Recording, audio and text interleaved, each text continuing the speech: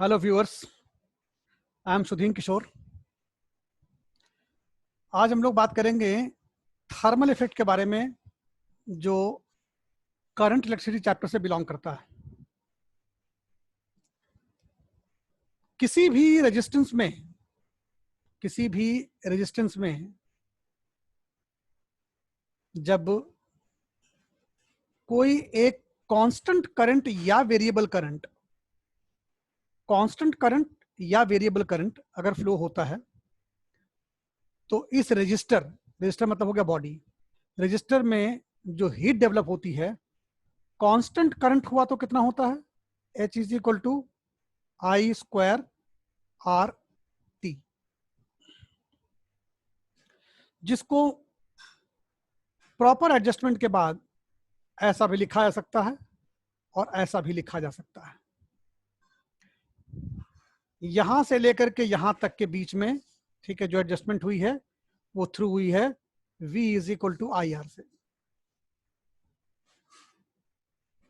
है ना। अब अगर कांस्टेंट करंट नहीं है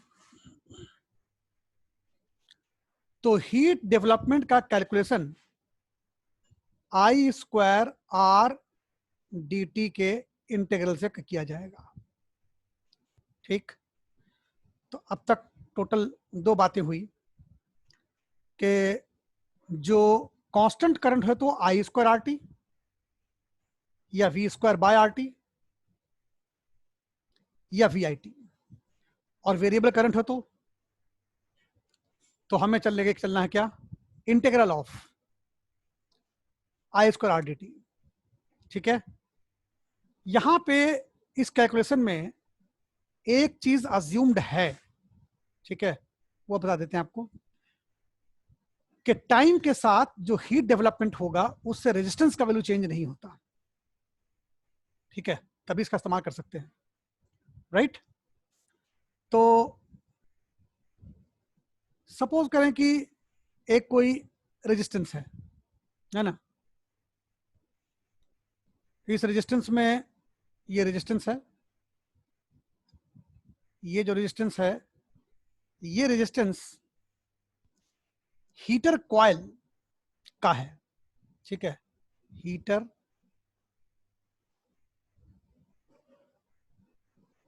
कॉइल का है, और इस हीटर कॉइल में करंट का प्रोविजन हमने इस सेल से दिया हुआ है। एक स्विच जोड़ दी इसके बीच में, इससे दिया हुआ है। तो जो हीट डेवलप होगा, ठीक है, वो हम V square by R into T भी कर सकते हैं अगर हमने सर्किट को ऑन रखा टाइम टी के लिए तो। और अगर इसको हम लोग ऐसे देखें तो ये होगा एम एस डेल्टा टी। ये कैसे होगा एम एस डेल्टा टी? क्योंकि इस हीटर के ऊपर अगर कोई हमने वेसल डाल रखा है और इस वेसल में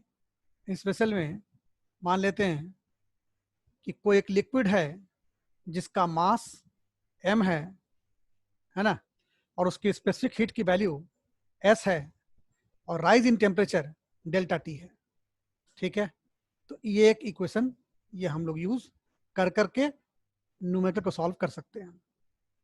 ठीक, अंडरस्टूड दिस? ये तो केस हो गया कौन सा, कि एक हीटर कॉइल जिसका रेजिस्टेंस है R और वो फीड हो रखी है किससे? एक सेल से, और सेल का जो EMF है उसकी वैल्यू कितनी है? V है। अगर मैं इसमें एक हल्की सी ऑल्ट्रेशन ला दूं, ठीक है, वो ऑल्ट्रेशन कुछ ऐसा होगा कि वो सेल जो प्रीवियस केस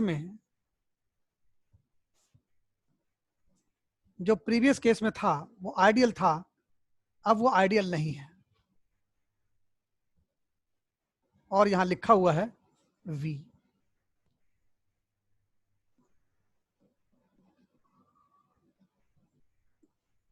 ये वाला सेकंड केस है बेटा, और इसको मैं फर्स्ट केस जैसा मार्क कर देता हूं। ठीक है, स्विच ऑन किया गया फॉर टाइम टी, ठीक है, switched on for time T.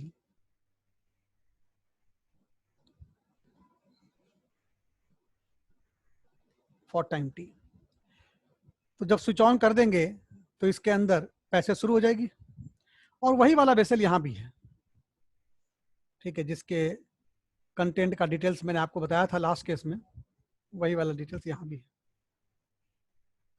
तो सबसे पहले करंट निकालते हैं, कितना आ जाएगा बेटा, V divide by R plus R, ये करंट आ गया, इस करंट का वैल्यू आ गया। अब जो हीटर में जो करंट जाएगा वो तो V divide by R plus R होगा, तो हीट प्रोड्यूस कितना हो जाएगा,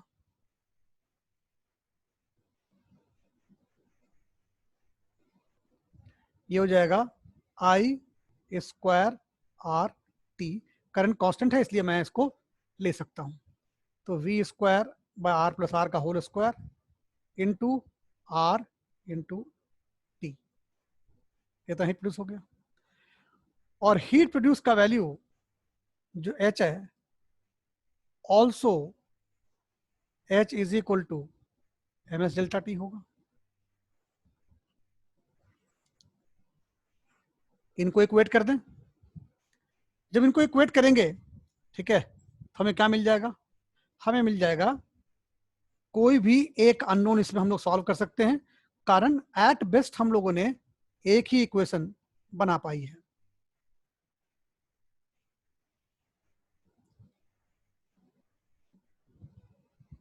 इतना आया, ये कितना आ गया, MS डेल्टा T, ठीक। इस इक्वेशन से बाकी चीजें अगर अवेलेबल हो तो हम कोई एक चीज निकाल सकते हैं। ध्यान रहे यहाँ पे S का वैल्यू SI सिस्टम में अगर यूज कर रहे हैं और वाटर है, ठीक है, तो 4200 यूज करने हैं अगर वाटर हुआ तो, ठीक।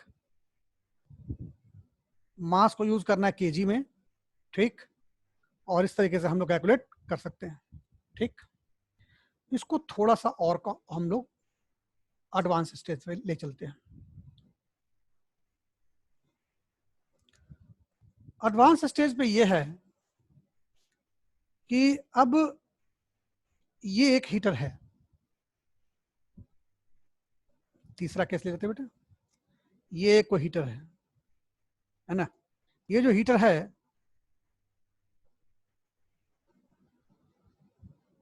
ये कोई एक काम मतलब बॉइलिंग ऑफ वाटर ही है, ठीक है। इसका रेजिस्टेंस है R1, इसका रेजिस्टेंस है R1, और यहाँ पे एक स्विच के थ्रू इसको कनेक्ट कर देते हैं बेटा, ठीक है। और the utilization of this heater is to boil water और एनी अदर लिक्विड, ठीक। इसको ऑन कर दिया गया,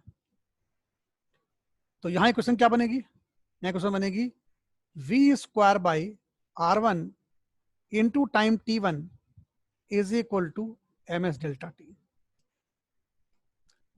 साइमल्टेनियसली एक हीटर और भी था जो डिफरेंट हीटर था, लेकिन ऑपरेटिंग वोल्टेज जो है ना, ऑपरेटिंग वोल्टेज दोनों का कॉमन है, ठीक है, इसका वोल्टेज कॉमन है। तो सेकेंड हीटर के लिए इक्वेशन जो मैं लिखूंगा वो क्या होगा, वो हो जाएगा V square by R2 into T2, अच्छा, job to be performed is same, जो मास जो स्पेसिफिक हीट लेफ्ट वाले केस में है वही वाला केस यहां भी वही है, ठीक है बेटे। तो जब जॉब सेम है तो ये MS डेल्टा T हो गया, ठीक। अब कहा जा रहा है ये जो दो हीटर हैं इनको अगर कंबाइन कर दें, कंबाइन कर दें, है ना, इनको अगर कंबाइन कर दें तो कंबाइन किसमें किए, सीरीज में कंबाइन कर दिए, ये हो गया हमारा कंबाइंड हीटर।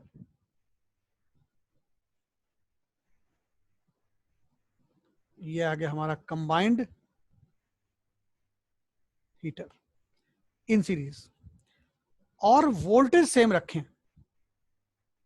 जो वोल्टेज हमने इंडिविजुअल केस में लिए थे वही वोल्टेज रखें। ऐसे में इसको जो ऑन करें और जो प्रेस्क्रिप्शन था वाटर डिटेल्स का वो भी अभी भी वही है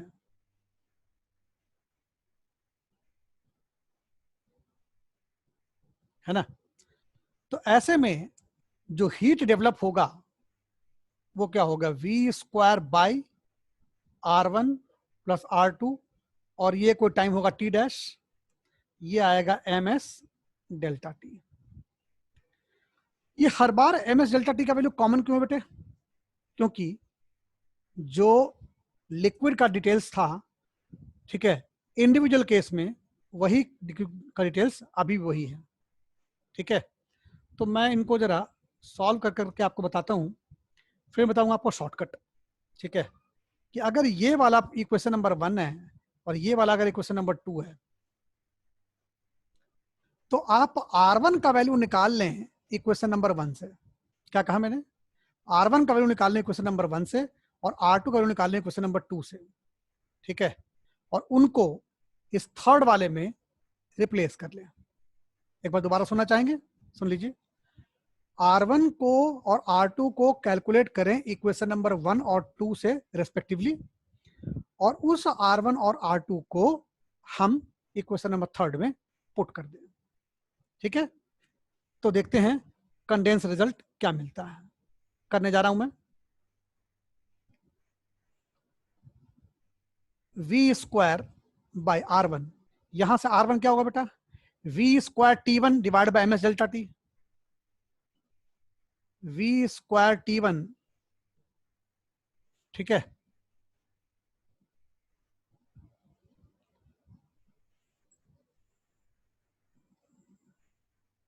ये कितना हो जाएगा फिर आगे, V² T1 R1 की जगह पर डालने हैं ना वैल्यूज, तो कितना आ जाएगा, डिवाइड बाय कितना, MS डेल्टा टी प्लस, ये जो प्लस है वो भी नीचे ही है, तो इसको मैं रिप्लेस कर देता हूं, ठीक है। ये आ गया हमारा प्लस, यहां कितना आ जाएगा, V² T2 divide by MS delta T, ठीक है, ये whole bracket into T dash is equal to MS delta T, ठीक।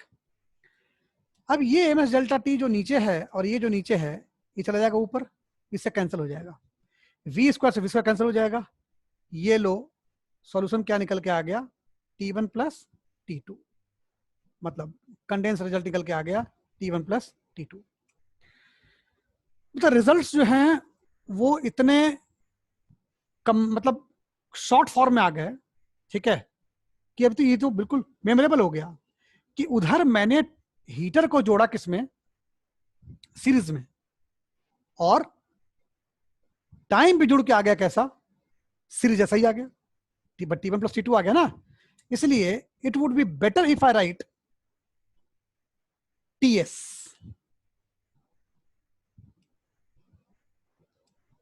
Is equal to T1 plus T2, मतलब कि आपने हीटर को जोड़ा सीरीज में, ठीक है, और टाइम भी जुड़ गया किसमें, सीरीज में, ठीक है। इंपॉर्टेंट बात यहां पे ये निकल के सामने आई, लेकिन एट द सेम टाइम हमें ये नहीं भूलना चाहिए कि ये रिजल्ट को एंजॉय करने के लिए, इस रिजल्ट को यूज करने के लिए, इस रिजल्ट को हम प्रैक्टिस में लाने के लिए एक कंडीशन थी। कौन सी कंडीशन को थी, सभी केस में बैटरी वोल्टेज सेम होनी चाहिए। आप देखो इंडिविजुअल केस में, मैं डायग्राम पे लेकर चलता हूं आपको, डायग्राम पे, ठीक है, यहां पे सेल का वोल्टेज कितना V, यहां कितना, कॉम्बिनेशन करने के बाद भी कितना है V। तो ये केस दिमाग में रखना है कि जब इंडिविजुअल केसेस में ऑपरेटिंग वोल्टेज का वैल्यू कॉमन हो और कंबाइन करने के बाद भी कॉमन हो, तो ऐसे में टाइम सीरीज में जुड़ जाता है। ठीक है, अब हम हीटर्स को जोड़ना चाहेंगे पैरेलल में। ठीक है, वो वाला भी पहले केस देखो कि ये अकेला हीटर, लास्ट क्वेश्चन वाला ही हीटर है, ठीक है ना, ये अकेला हीटर इस सेल से जब इसको कनेक्ट करते हैं स्विच के थ्रू, ये R1 था बेटा और सेल था वहां पे V, ठीक है, ये पैरेलल मोड वाला है, पैरेलल मोड वाला हीटर है। यहां टाइम इसको ऑन कर दिया हमने, यहां पे टाइम लिया T1, तो क्या लिखेंगे, V square by R1 times T1 is equal to MS delta T। जो दूसरा हीटर है, ठीक है, जिसका रेजिस्टेंस R2 है, उसको भी हमने बैटरी वोल्टेज अभी सेम ही रखा है। ठीक है, इसको जब कनेक्ट किया तो यहां पे हमें हीट मिल गया V square by R2 into T2 is equal to MS delta T। Let me nomenclate this as 1 and 2। कर लिया है ना। अच्छा, अब इन हीटर को हम जोड़ देते किसमें, पैरेलल में जोड़ देते पैरेलल में। ये पैरेलल में जुड़ गया है। पैरेलल में जुड़ने के बाद ऑपरेटिंग वोल्टेज को हमने सेम रखा और उसको स्विच के थ्रू कनेक्ट कर दी।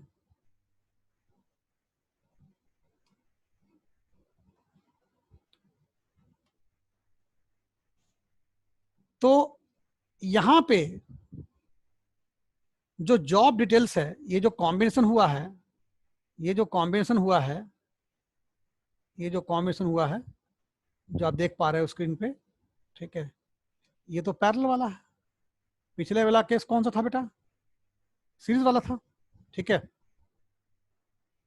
यहां पे भी liquid details are somewhat like this: m mass of the liquid having specific heat S and rise in temperature due to action of heater is delta T। ठीक है, सेम स्पेसिफिकेशन यहां भी है liquid की जो मैंने वहां ली थी। ठीक है, चलो, और यहां भी मैं वही रखूंगा क्योंकि जॉब डिस्क्रिप्शन जो है ना, जो काम आप इंडिविजुअल हीटर से करेंगे, इंडिविजुअल हीटर से वो वही करने, किससे, कंबाइन से भी करने हैं। ठीक है, ये कंबाइन से कर लेते हैं।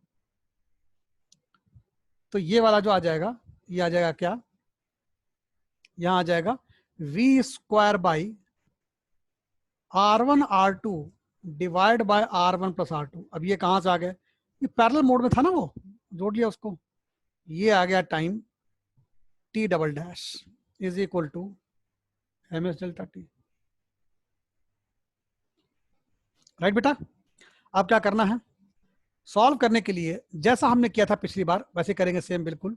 क्या करना है, इक्वेशन नंबर 1 से, ठीक है, R1, इक्वेशन नंबर 2 से R2 निकाल करके सब्स्टिट्यूट कर देंगे थर्ड में। One more time, equation number 1 से R1, इक्वेशन नंबर 2 से R2 को कैलकुलेट कर करके इक्वेशन नंबर 3 में डाल देंगे।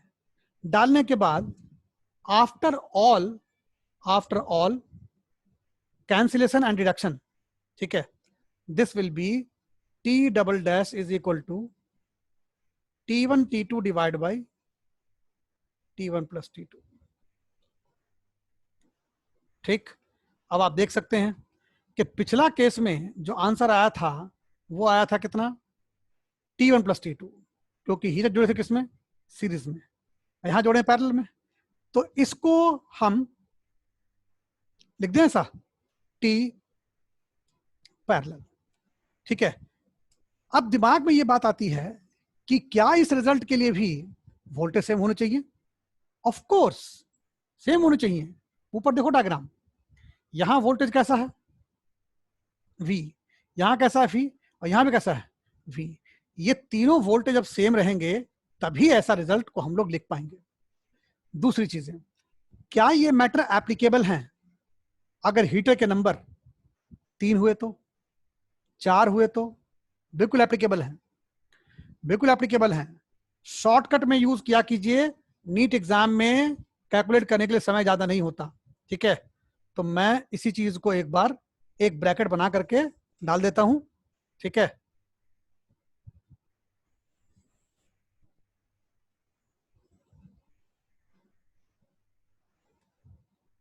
ठीक, ये हमारा हो गया शॉर्टकट। क्या TS is equal to T1 plus T2 plus ये डॉट डॉट डॉट डॉट ये बता रहा है कि दिस कुड बी एक्सटेंडेड, और पैरेलल में 1/TP is equal to 1/T1 plus 1/T2 plus 1/T3 and so on, इसको भी लेके जा सकते हैं, ठीक है। प्रोवाइडेड प्रोवाइडेड ठीक है, प्रोवाइडेड। क्या प्रोवाइडेड? इंडिविजुअल बैटरी V जो है और कॉम्बिनेशन का, वो दोनों क्या रहने चाहिए? सेम होने चाहिए। Got it? ठीक है, तो आप रिजल्ट यूज किया कीजिए, TS is equal to T1 plus T2 और TP इज इक्वल टू, दो हीटर के लिए बता रहा हूं, T1 T2 divide by T1 plus T2। Understood? ये था कॉम्बिनेशन हीटर में। कॉम्बिनेशन हीटर में का जो अगला स्टेज है उस पर आपको ले चलते हैं, थोड़ा और कुछ रिजल्ट करें इसका आपके साथ, ठीक है। इसमें क्या है अगले केस में? इसमें यह है कि इस बार हम वोल्टेज सेल का अलग रखेंगे, ठीक है। तो क्या कुछ इसके अंदर चेंजेस आएगा वो देखते हैं।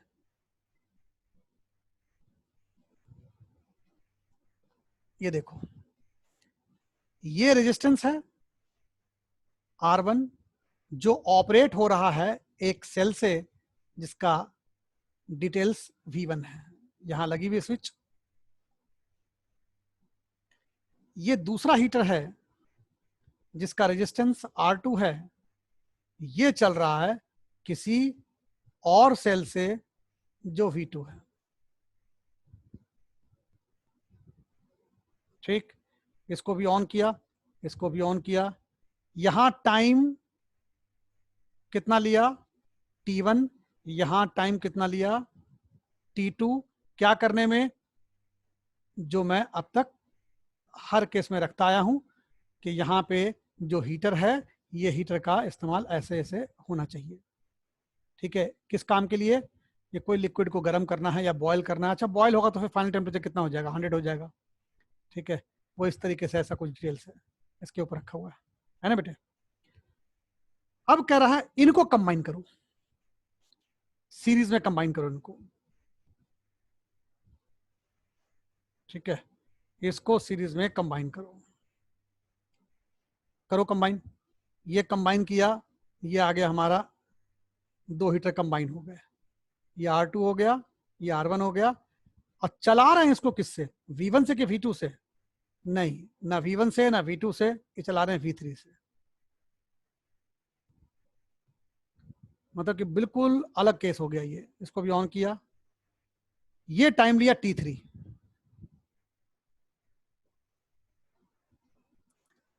ठीक है। अब तक क्या हुआ? एक था हीटर जिसका रेजिस्टेंस कितना है? R1, वो किससे ऑपरेट हुआ? V1 से। दूसरा हीटर का रेजिस्टेंस कितना था? R2, वो किससे ऑपरेट हुआ? V2 से। और रेजिस्टेंस को कंबाइन करने के बाद, यानी हीटर को कंबाइन करने के बाद, वो किससे ऑपरेट हुआ? V3 से। लेकिन करंट सब में कॉमन है, यही चीज फीचर थी इसकी सबसे इंपॉर्टेंट बात, जिसको मैं रेड कलर से आपको हाईलाइट करके दिखाता हूं। ये जो करंट है ये I1 I2 नहीं था, ठीक है। ये था सिर्फ I, जो यहां भी I और यहां भी I, ठीक है, और यहां भी I। मतलब पिछले केस और इस केस में आखिर क्या डिफरेंस रहा? वहां थ्रू आउट वोल्टेज सेम थी, वहां पे थ्रू आउट वोल्टेज सेम थी। यहां क्या सेम है? थ्रू आउट करंट सेम है। इंडिविजुअल हीटर का करंट कितना है? आई आई, और कॉम्बिनेशन करने के बाद भी हीट कितना है, आई। ये बातें पिछले केसेस को अलग करती है। ठीक है, तो मैं इसके रिजल्ट भी आपको देता हूं। ठीक है, बड़ा आसान है। फर्स्ट हीटर का बताओ कितना आ जाएगा। फर्स्ट हीटर का, फर्स्ट हीटर जो है इंडिविजुअल वाला, उसका कितना आ जाएगा। उसका इक्वेशन क्या होगा, उसका इक्वेशन हो जाएगा,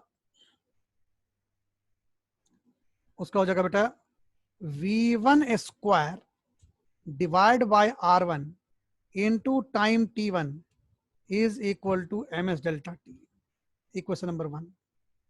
ठीक, इक्वेशन नंबर 2 का, जो हीटर नंबर 2 के लिए है, उसके लिए क्या लगेगा, उसके लगेगा V स्क्वायर बाई R2 और T2, यहां कितना आ गया, MS डेल्टा T।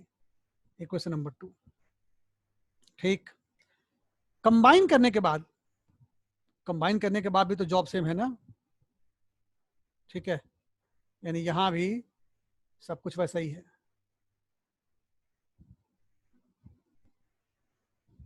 तो क्या लिखा जाएगा, V square by R1 plus R2, और इस टाइम को मैंने ले लिया T डैश।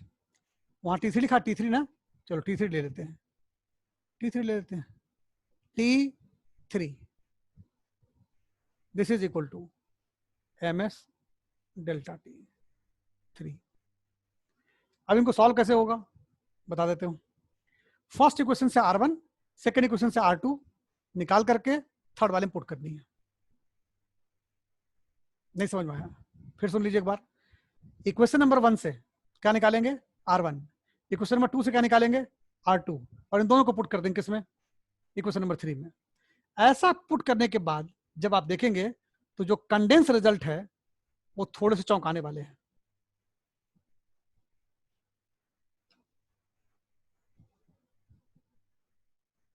ये आ गया, मतलब हीटर को जोड़ा गया सीरीज में और टाइम का कैलकुलेशन पैरेलल जैसा हो रहा है। Yes it is. क्या ये मैटर 3 हीटर के लिए भी है, बिल्कुल ठीक। इसलिए अभी तो मैं इसको सॉल्व कर देता हूं। ठीक है, T3 कितना आ गया, T1 T2 divide by T1 plus T2, ये इस केस का आंसर हो गया। ठीक है, अगर 2 से ज्यादा हीटर हुए, ठीक है, for more than 2 heaters, for more than 2 heaters, this will be 1 upon T1 plus 1 upon T2 plus 1 upon T3, ये ऐसा चलता जाएगा। ठीक है, ये कब का रिजल्ट आया, ये कब का रिजल्ट आया, जब आपने हीटर को कैसे जोड़ा, सीरीज में कि पैरेलल में, सीरीज में। ठीक है, मतलब क्या हुआ, मतलब ये हुआ कि हीटर को जब जोड़ते हैं सीरीज में और करंट कॉमन रहती है तो टाइम जुड़ता है पैरेलल में।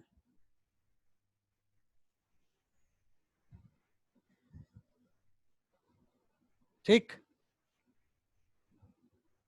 इसी तरीके से, सेम तरीके से अगर मैंने हीटर को जोड़ा होता, ठीक है, किसमें हमने जोड़ा होता, किसमें, पैरेलल में। ठीक है, तो देखते हैं क्या रिजल्ट आता है।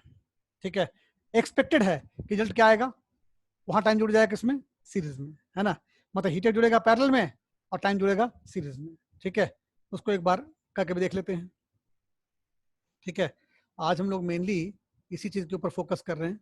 ठीक है, कि कॉम्बिनेशन ऑफ हीटर में कैसे इस्तेमाल होना होता है। ये डाला बेटा ऐसे, ये R1, ये V1, and the job details is this। ठीक है, सेकेंड हीटर, सेकेंड हीटर जो है वो कुछ इस तरीके से है। ठीक है, यहाँ पे इसको जोड़ा किससे, V2 से, लेकिन दोनों में करंट सेम है ना। ठीक है, इन दोनों में करंट का वैल्यू सेम है। ठीक, तो यहाँ पे क्या लिखा आएगा, टाइम इसने कितना लिया T1,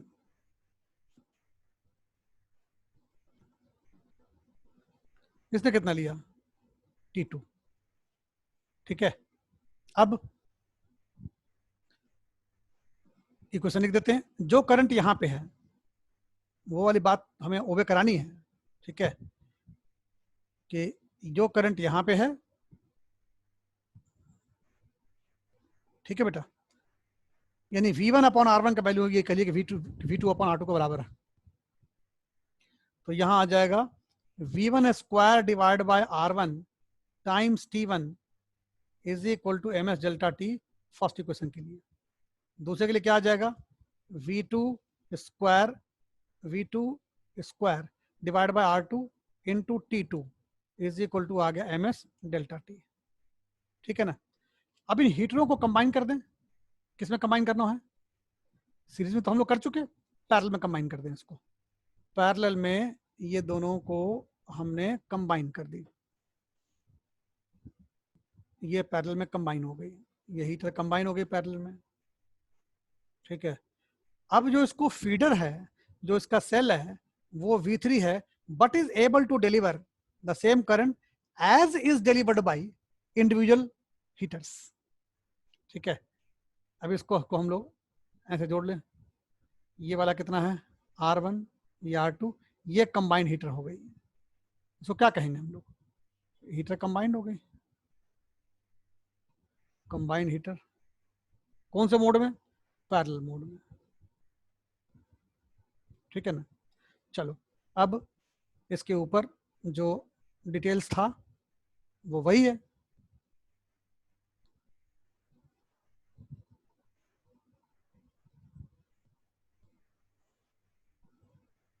ठीक है, क्या लिखेंगे यहाँ पे, V3 square divide by R1 R2 divide by R1 plus R2, parallel जोड़ा था ना, times T double prime, this is equal to कितना बेटे, MS delta T। Equation number 3। अब क्या होगा, फर्स्ट इक्वेशन से सेकंड इक्वेशन से R1 R2 निकाल करके थर्ड में डालेनी है। तुम सही सोच रहे हो, ये ऐसे सॉल्व होगा। ठीक है ना, निकाल लें। R1 R2 कहाँ से निकालेंगे, फर्स्ट इक्वेशन से, सेकंड इक्वेशन से, और थर्ड में डाल दें। थर्ड में डालने के बाद जो चीजें कैंसिल हो जाएंगी, उसके बाद आपका आंसर बचेगा T double dash is equal to T1 plus T2। यानी कि जब करंट कॉमन हो, जब करंट कॉमन हो तो टाइम को जुड़ना होता है सीरीज में, जब हीटर जुड़ते हैं पैरेलल में, और टाइम को जुड़ना होता है पैरेलल में जब हीटर जुड़ते हैं सीरीज में। ठीक, और जब थ्रू आउट वोल्टेज सेम रहे, तो अगर वोल्टेज सेम रहे थ्रू आउट, तो जैसे जोड़ा आपने हीटर वैसे जुड़ जाएगा टाइम। हीटर को जोड़ा आपने पैरेलल में, टाइम जुड़ जाएगा पैरेलल में। हीटर को आपने जोड़ा किसमें, सीरीज में, टाइम भी जुड़ जाएगा किसमें, सीरीज में। अंडरस्टूड। ये था कॉम्बिनेशन ऑफ हीटर के बारे में कुछ बातें। अब मैं आगे कुछ और बताना चाहता हूं। कई बार कुछ क्वेश्चन इस टाइप के भी होते हैं। ठीक है, ध्यान देना जरा इसको। अगला क्वेश्चन ले रहा हूं कि एक हीटर कॉइल की, हीटर कॉइल है, हीटर कॉइल है, उसकी लेंथ L है। इस हीटर कॉइल ने, ये हीटर कॉइल है, ये रेजिस्टेंस है उसका, इस रेजिस्टेंस का जो लेंथ है वो कितना है, L दे रखा है। इस हीटर कॉइल ने एक गिवन सैंपल को बॉयल करने के लिए कुछ टाइम लिया T से, capital T, time is equal to capital T। ठीक, और अगर इस हीटर कॉइल को थोड़ा कट शॉर्ट कर दें, इसकी लेंथ को रिड्यूस कर दें, 10% रिड्यूस कर दें, 10% लेंथ रिडक्शन, लेंथ रिडक्शन अगर कर दें तो अब वही सैंपल को ये कितनी देर में सक्सेसफुली परफॉर्म कर देगा। ठीक है, 10% जो लेंथ में रिडक्शन हुई है उससे क्या चेंज हुआ होगा, तो यहां का मेरे को टाइम निकाल के देना है। जो यहां का जो टाइम है ना, यहां पे जो टाइम है, ये टाइम टी कितनी होगी, तो अगर 10% आपने अगर रिड्यूस कर दिया अगर उसकी लेंथ को, तो इससे क्या इफेक्ट हुआ होगा? क्या उससे ये जो लिक्विड है, ठीक है, तो उसका मास इफेक्ट हो गया होगा? नो। 10% लेंथ रिड्यूस करने का मतलब क्या हुआ? रेजिस्टेंस की वैल्यू चेंज हो गई। जो पहले यहाँ पे आर रहा होगा वो यहाँ पे आर डैश हो जाएगा। ठीक है, तो आर डैश पहले फाइंड कर लो। 10% रखा गया कि 10% कम की गई है? यस करेक्ट, 10% कम की गई है। तो नई रेजिस्टेंस कितनी होगी? नई रेजिस्टेंस हो जाएगी, नई resistance is equal to R minus R का 10%। एक बात बताइए, ये लेंथ में कम किया गया, हमने कहा आर में कैसे कर लो, आर ही तो प्रोपोर्शन है ना किसके? लेंथ के। तो कितना हो जाएगा ये हो जाएगा कितना बेटे? 0.9 आर। यानी अब जो रेजिस्टेंस का वैल्यू आ गया वो आ गया 0.9 आर। तो जो हीटर इंटैक्ट था उसने तो इस इक्वेशन को ओबे की थी, V square by R capital T is equal to M S delta T. इसने क्या किया? वी स्क्वायर बाई 0.9 आर, अब आर तो कम हो गई ना उसकी, ठीक है, इनटू टी। ध्यान रहे वो वाला टी कैपिटल टी है, ये वाला टी स्मॉल टी है। ठीक है, और ये वाला टी जो है, इनफैक्ट मैं इसको टी बंद कर देता हूं, टी वन, ताकि इस टी से कुछ कंफ्यूजन ना हो। तो कितना हो जाएगा बेटा? M S delta T. ये क्वेश्चन नंबर 2 हो गया, ये क्वेश्चन नंबर 1 हो गया। अब दोनों इक्वेशन का आरएचएस सेम है, just observe it. M S delta T उसका भी है, एम एस डेल्टा टी इसका भी है। तो इन दोनों को अगर ऑब्जर्व करें तो मैं easily V square by R T one को V square by 0.9 R T लिख सकता हूं। ये टर्म कैंसिल हो गई, ये जो टर्म है वी स्क्वायर इसका कैंसिल हो गया, आर से बेटा आर कैंसिल हो गया। ठीक है, तो कितना निकल के आ गया? टी कितना आ गया? 0.9 R, 0.9 T one, 0.9 T one, 0.9 T one. ये निकल के आ गया हमारा टाइम, नया टाइम आ गया 0.9 टी वन। ठीक है, ये जो 0.9 टी वन निकल के आया, ठीक है, इस रिजल्ट को ला करके एक बार ठंडे दिमाग से सोचें कि भाई इतना ये 0.9 T1 ही क्यों आया? क्योंकि रेजिस्टेंस 0.9 आर थी इसलिए।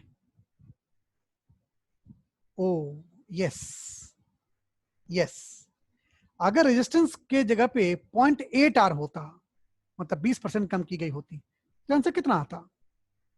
0.8 ही आता। That's the catch, that's the catch कि रेजिस्टेंस का नया वैल्यू जो फैक्टर लाएगा, रेजिस्टेंस का नया वैल्यू जो फैक्टर लाएगा, उसी फैक्टर से टाइम भी चेंज हो जाएगा। ठीक है, तो ये तो मैंने करके दिखाया, लेकिन ऑब्जेक्टिव क्वेश्चन में तो ट्रिक यही है ना, जो मैंने आपको अभी बात बताई कि 10% लेंथ रिडक्शन हुई तो टाइम कितना परसेंट कम हो जाएगा? 10% कम हो जाएगी। ठीक है, ये था इंपॉर्टेंट टिप। ठीक, इसको मैं नॉलेज क्लाउड में डाल देता हूं। क्या था?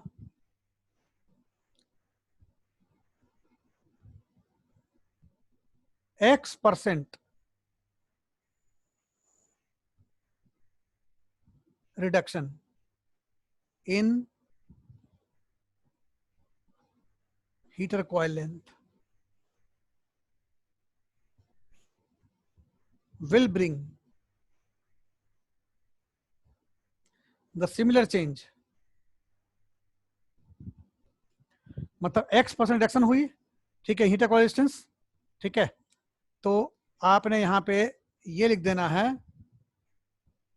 will bring the change in time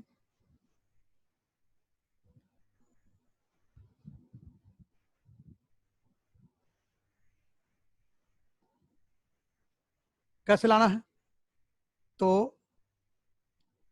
X% reduction हुई हीटर कॉइल लेंथ में, तो न्यू आर, ठीक है,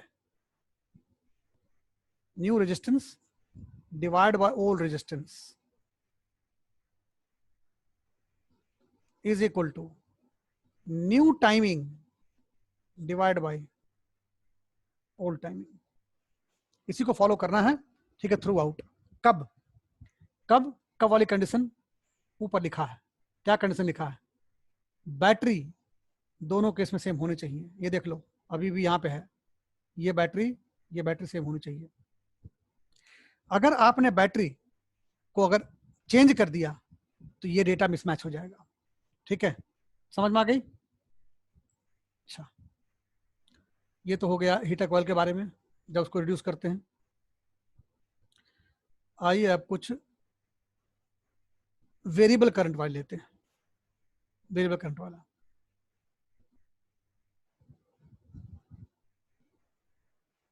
ठीक है,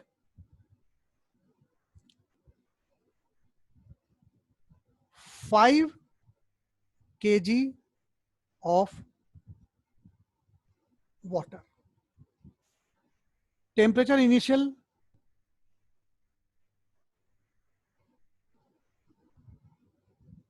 कितना है, 20 सेल्सियस, needs boiling,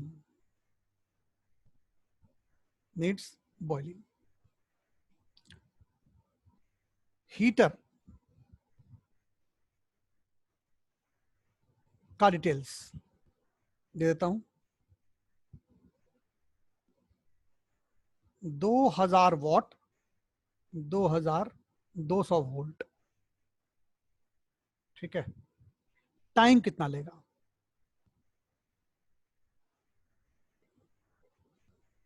ऑलराइट, ठीक है। तो ये तो क्वेश्चन बहुत सिंपल सा हो गया। कैसा हो गया कि इसके अंदर पहले यहां से क्या निकाल लेंगे, ठीक है, या सीधे फॉर्मूले भी यूज कर सकते हो, v² बाय r, ठीक है, यानी कि पावर हो गया ये, into time is equal to ms delta T. Water कितना बेटा, 5 kg। अच्छा, 5 लीटर लिखा होता तब भी हम 5 ही डालते, बिकॉज वाटर के केस में नंबर ऑफ लीटर से नंबर ऑफ केजीज, ये आ गया 4200। नीड्स बॉइलिंग था इसीलिए 100 और था 20 पे, ठीक है। पावर कितना है, पावर कितनी है इसकी, 2000 what into T. Battery voltage भी जो है ना, बैटरी वोल्टेज भी 200 ही, ठीक है। यहां से टी आराम से निकल सकता है। वेरिएबल करंट वाला कैसे होता है उसको भी देखते हैं, ठीक है ना। ये 80 डिवाइड बाय कितना बेटे, 2000। ये 3 0 तो कैंसिल हो गए यहाँ से, तो कितना आ जाएगा, 2 into 42 into 8 divide by 2। In fact ये 2 नहीं है, 5 है, ठीक है, ये 5 है, 5 हो गए, ठीक है, दिस मच सेकंड, ठीक है। जो करंट वेरिएबल वाला है उसको देखते हैं वो कैसे होता है।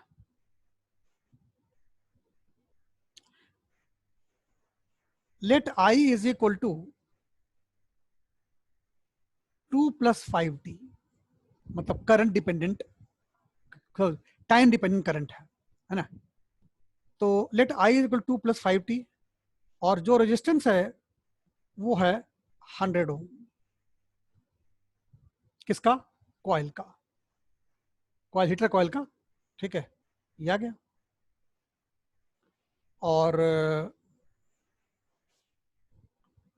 जो पर्पस है वो है 5 kg ऑफ वाटर, जो पिछले क्वेश्चन में था वही ले लेते हैं। 5 kg ऑफ वाटर, जिसका टेम्परेचर नीचे कितना था, 20 सेल्सियस। इसी को बॉईल करना है, ठीक। ऐसे में हम लोग इसको पहले हीट निकालनी पड़ेगी, ठीक है। कैसे निकालेंगे बेटा? D H is equal to, क्या बताया था मैंने, करनी पड़ेगी इंटीग्रेशन, है ना, 0 से टाइम टी तक। यहाँ कितना हो जाएगा, 2 + 5t का होल स्क्वायर इंटू 100 और dt, ये इंटीग्रल 0 से t, ये आ गया हमारा हीट, है ना। अब क्या करेंगे, जो 100 है, ठीक है, वो तो out of sine of integration हो जाएगा, कांस्टेंट है इसलिए। इसको पहले ओपन कर लो ताकि आराम से आप इंटीग्रेट कर सको, ठीक है। 2 का स्क्वायर, ये आ गया 25, 5t का स्क्वायर 25t स्क्वायर, और 2ab 10, ये हो गया 20t, t और dt ये 0 और ये t, ये कितना हो गया बेटा 100। अब इसे कर दें इंटीग्रेट, कितना आ जाएगा, ये आ जाएगा 4t + 25 t³ by 3 + 20 t² by 2, ये है हमारा हीट जनरेटेड का इक्वेशन नंबर 1, ठीक।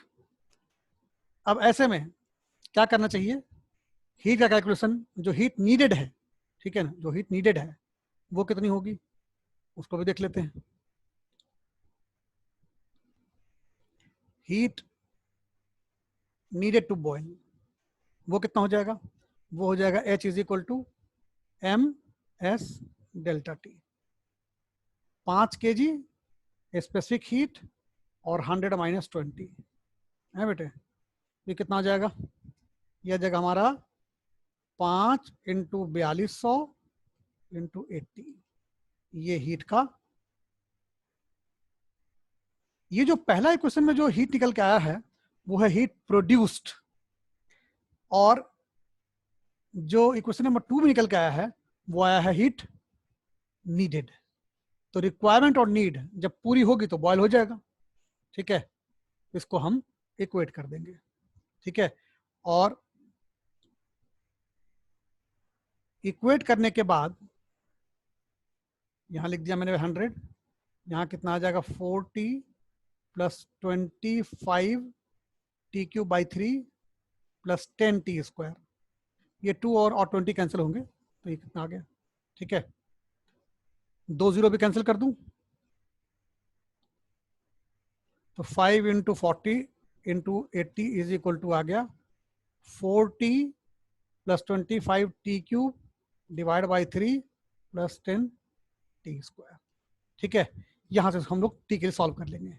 सॉल्व क्या कर लेंगे, जो ऑप्शंस है ना मेरे पास, ठीक है, जो ऑप्शंस है, ऑप्शन को ही डायरेक्ट इस इक्वेशन में आप डाल दीजिए। This is the smart way, ठीक है।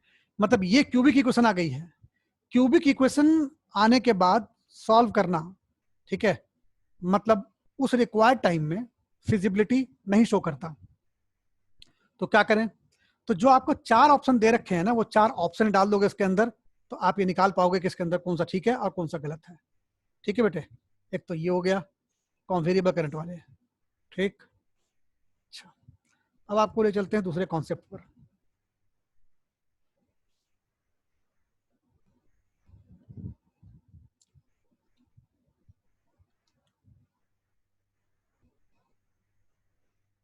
ग्लो और ब्राइटनेस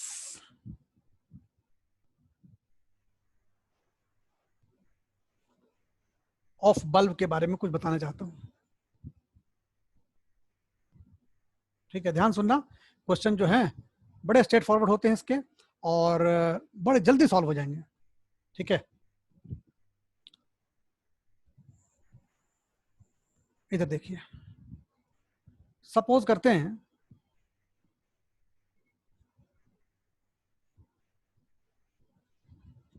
ये कुछ बल्ब हैं जो ऐसे लगे हुए हैं,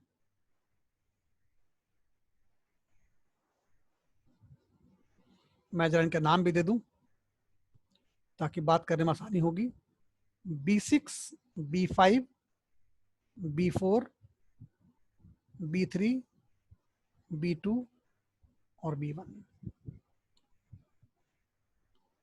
यहाँ पे इस सोर्स से ये फीड हो रहे हैं, 6 बल्ब हैं, ठीक है, सभी सीरीज में हैं, और इस तरीके से इसको हम लोग ने सारे बल्ब को जलता हुआ देखा है, जल रहा है बल्ब अभी। इसमें से एक बल्ब, ये वाला, ये जो B5 जो बल्ब है, ये काफी डिम जल रहा है, और ये जो बल्ब है B2, ये मोस्ट ब्राइट, ये जल रहा है। ठीक, मोस्ट ब्राइट कौन सा है? B2, और सबसे डिम कौन सा है? B5। अब बाकी तीनों जो बचे हैं, B1, B2, 4 बचे हैं, B4 और B6, इनका ग्लो सेम है।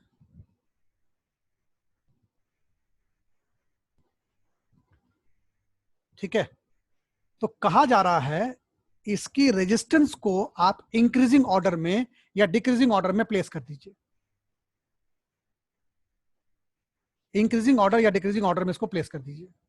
इनकी इस बल्ब का जो रेजिस्टेंस होगा उनको लगाने हैं। अब तो सीरीज में जब हो, प्लीज ध्यान दीजिएगा जरा, सीरीज में जब हो तो पावर टाइम यही हीट प्रोड्यूस होगी, है ना? तो पावर का कंजम्पशन वही वाला बल्ब, मतलब बल्ब का जो ग्लो है ना, मैं इसका फ्लो चार्ट बनाता हूं। ग्लो जो होगा वो मैक्सिमम होगा जब पावर कंजम्पशन का वैल्यू ज्यादा होगा, और सीरीज हो तो पावर कंजम्पशन को कॉल करना है किससे? I²R से। क्यों करना है इसी से? क्योंकि I सेम है, इस बात का मैं फायदा उठाऊंगा। इसीलिए जिसका R ज्यादा होगा उसी का ग्लो ज्यादा होगा। This is the high time to link these to.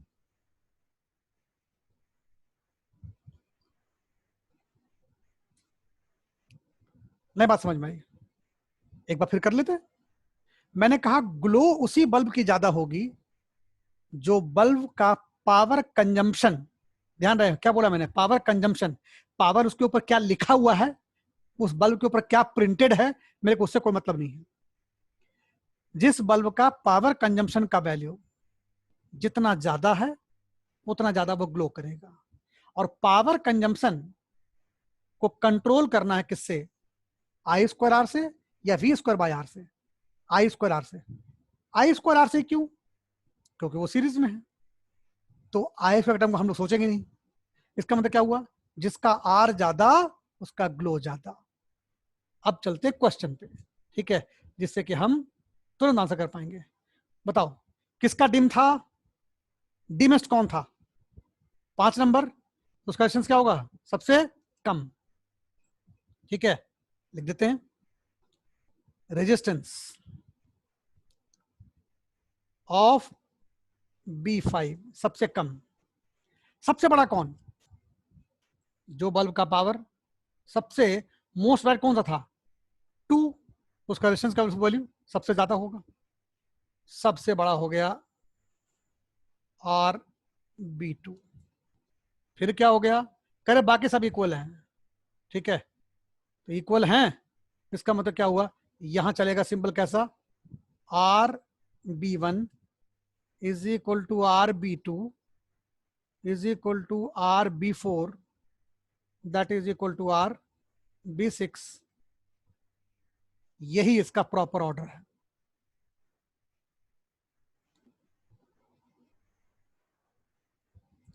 यह इसका प्रॉपर ऑर्डर हो गया रेजिस्टेंस का। The least is the R5 and highest is the B2। B2 B5 था highest ना, yes B5 was the dim and B2 is the highest। तो B1 B3 इनके same होंगे, है ना, यहाँ पे 3 होना चाहिए, 3 कर लेते हैं, आंसर में वैसे ही कर लेंगे, B1 और B3।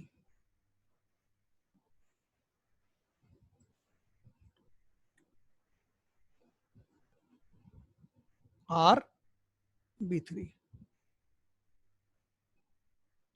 तो 2 इज द हाईएस्ट मोस्ट, ठीक है, 5 इज द लिस्ट, बाकी सब इक्वल हो गए, ठीक है, अंडरस्टूड। अच्छा, अब दूसरा देखो, मान लो कि ऐसे लगे हुए हैं पैरेलल में,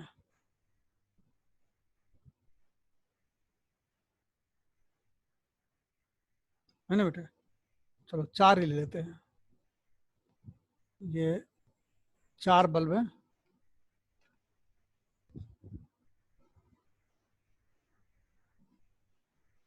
ये है B1, ये है B2, ये B3, ये B4, और ये फीड हो रही हैं कॉमन सेल से, ठीक है।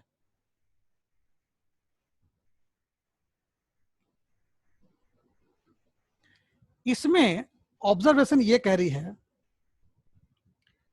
कि जो B1 है वो लीस्ट ग्लो कर रहा है, मतलब बहुत कम जल रहा होगा, और B3 जो है वो मैक्सिमम ग्लो कर रहा है,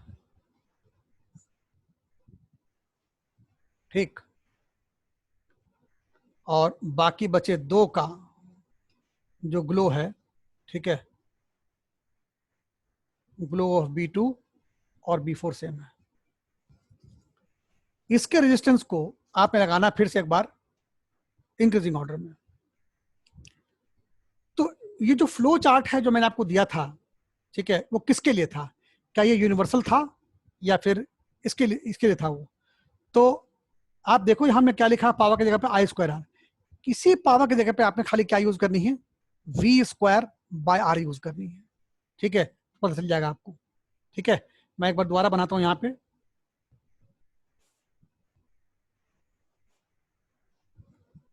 क्या है, ग्लो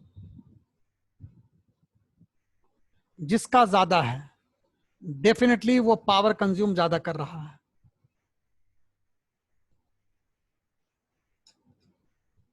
बट पावर कंजम्पशन का वैल्यू को देखना किससे है, वी स्क्वायर बाय आर से, ये ज्यादा हो रहा है,